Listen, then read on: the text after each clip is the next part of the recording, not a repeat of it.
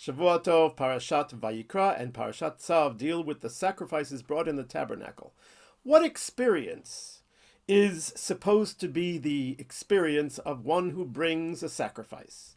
Now, nowadays we don't have the sacrificial order, but instead we have prayer, and this is based on the prophets who say that when the temple is no longer in existence and we cannot bring the animal sacrifices, so we will pay our debt of cows, as it were, with the utterances of our lips, with our prayers. So what experience are we to feel, are we to undergo when we come to pray on a daily basis? I think a very powerful insight into this important question, because it affects how we go about prayer, can be seen in the substance that is forbidden to be brought in sacrifices, but actually may have a homiletic place, as it were, in the prayer service. I refer to honey. Honey not of bees, but honey of dates. It is forbidden to have honey as part of any sacrifice. There are many commentaries explaining exactly why not. We are allowed to bring dates as a first fruit. There is the ceremony of the first fruits that a person brings to Jerusalem, and that includes dates and their honey, which are then given to the Kohanim in a very festive manner, and the Kohanim then eat those first fruits, and the rest of them are for us. So it's not that there's something bad or negative about such honey. Otherwise, we wouldn't bring it to Jerusalem and celebrate with it and give it to the Kohanim. So why is it forbidden in sacrifices and perfectly allowed and even required in the first fruit ceremony?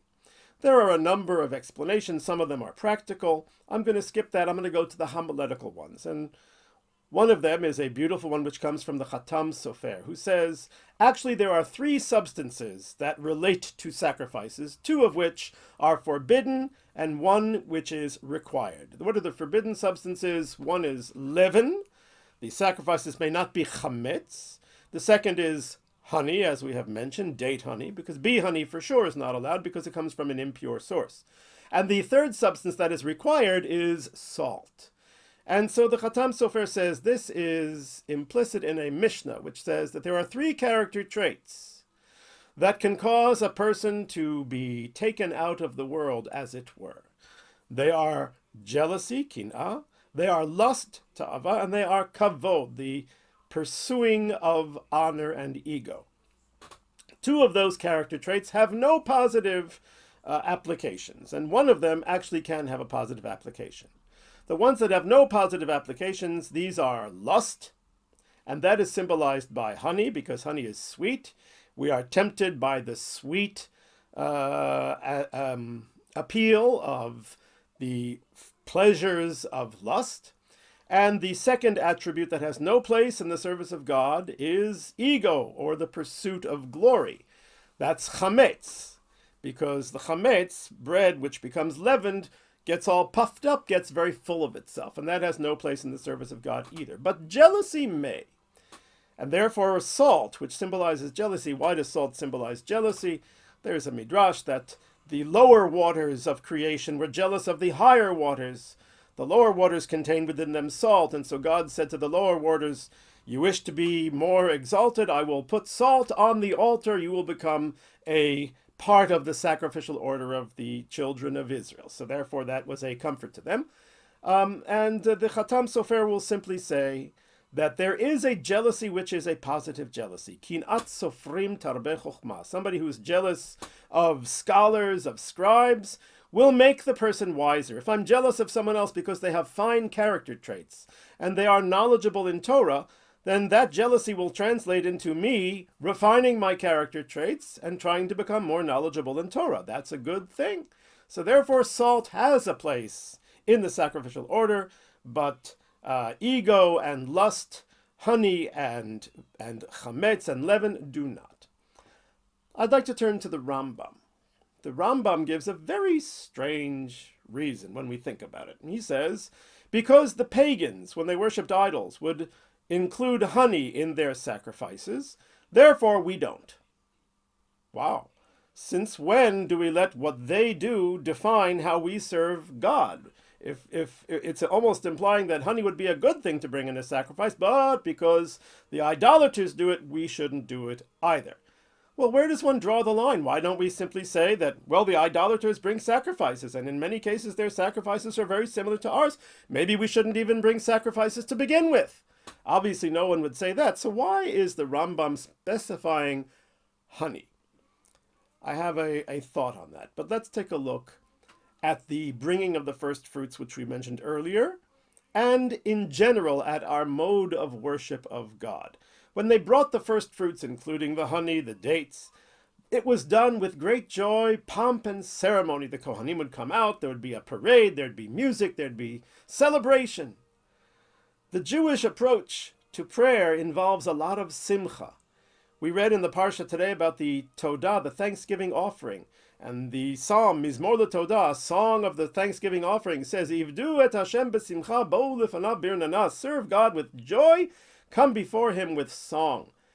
This is a very unique and, in a sense, revolutionary way of serving God that we have been doing from time immemorial. When you watch a movie and there's a scene taking place in a church, the people there have faces like this, very long faces. Everybody's so serious, it seems like dead. Then contrast that with a Karabach Friday night, or go to any yeshiva when there's a Rosh Chodesh or a holiday and they're saying a Hallel, and see the singing, the dancing, the joy. It's incredible. Why the difference? Well, I think the difference is fundamentally a mindset, an understanding of how God, or in the case of the idolaters, their perceived false gods, relate to mankind. What do they want from man? You see, the pagans believe that the gods are hostile, the gods are jealous, the gods don't want man to have it too good, and therefore man has to bring sacrifices as a form of self-defense. No joy there. But the Jewish understanding is that God is our Father in heaven. He is, in a sense, like family. There is a love relationship.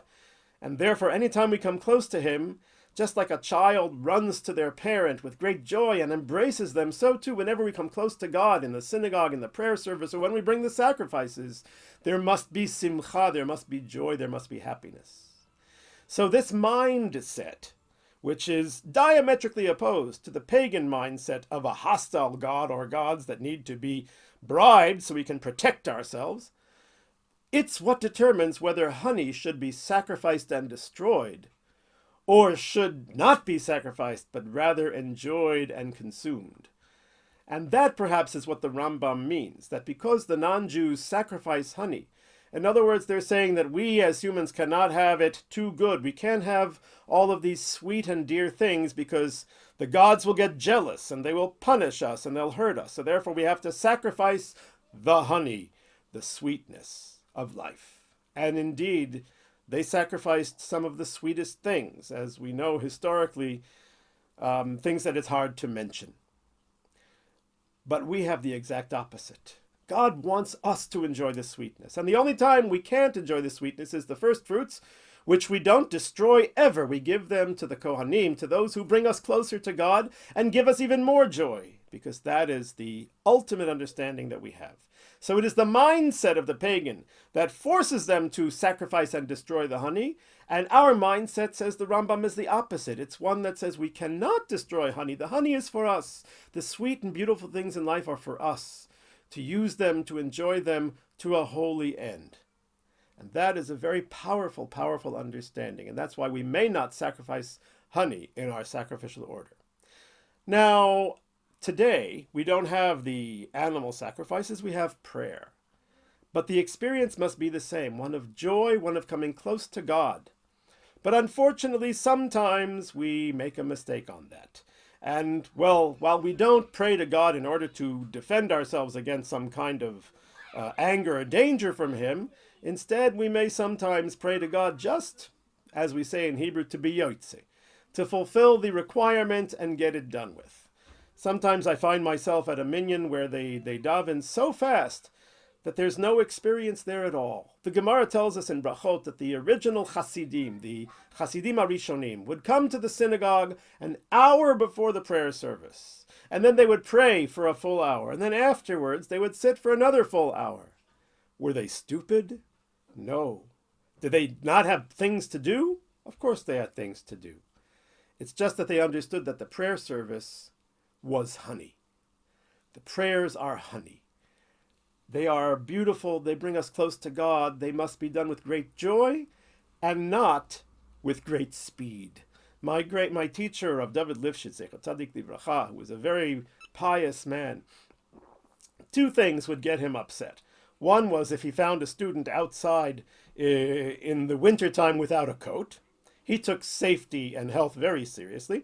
I remember that he would never cross the street unless the light was green, because he said to do otherwise was to violate a biblical prohibition. What biblical prohibition? A verse from Parshat Chukat, Vayomer Edom, the Edomites said, Lo ta'avor bi, do not cross me, pen bacherev etzei likratecha, lest I come out to meet you with the sword. And Edom can also mean red. The red says, do not cross on me, lest I come out to greet you with the sword. So that's why Rav David would never cross the street unless the light was green. The other thing that would get him upset was if the person leading services was racing, was going too fast, because he felt, I think, that they were stealing his honey. The prayers, the Psukei de Zimra, the first section of the prayers is such a beautiful section with so many beautiful verses. And all too often we're in a hurry to get done.